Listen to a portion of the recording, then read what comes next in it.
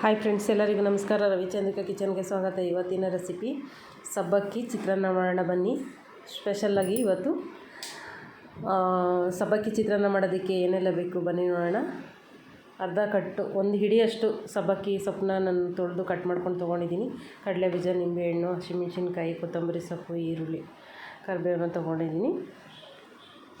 ಇವಾಗ ಒಂದು ಕಡಾಯಿನ ತೊಗೊಂಡು ಅದಕ್ಕೆ ಎಣ್ಣೆ ಹಾಕಿ ಸಾಸಿವೆ ಮತ್ತು ಜೀರಿಗೆ,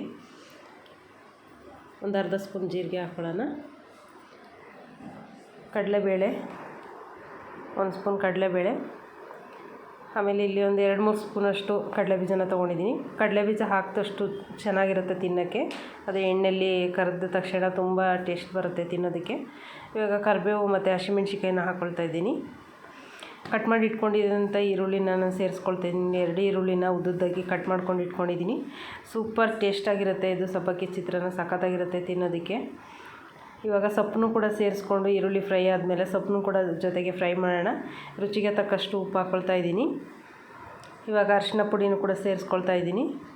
ಎಲ್ಲವನ್ನೂ ಚೆನ್ನಾಗಿ ಫ್ರೈ ಮಾಡ್ಕೊಳ್ಳೋಣ.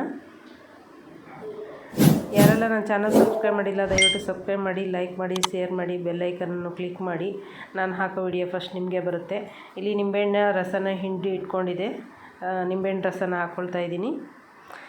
ಈ ಕಡೆ ನಾನು ಅನ್ನ ಮಾಡಿಬಿಟ್ಟು ಉದುದ್ರಾಗಿ ತಣ್ಣಗಾಗೋದಕ್ಕೆ ಇಟ್ಕೊಂಡಿದ್ದೆ. ಇವಾಗ ಅನ್ನನ ಹಾಕಿ ಚೆನ್ನಾಗಿ ಮಿಕ್ಸ್ ಮಾಡ್ತಾಯಿದ್ದೀನಿ. ಮೇಲೆ ಕೊತ್ತಂಬರಿ ಸೊಪ್ಪು ಹಾಕಿ ಇವಾಗ ಸಬ್ಬಕ್ಕಿ ಚಿತ್ರಾನ್ನ ರೆಡಿಯಾಗಿದೆ. Thank you friends, bye.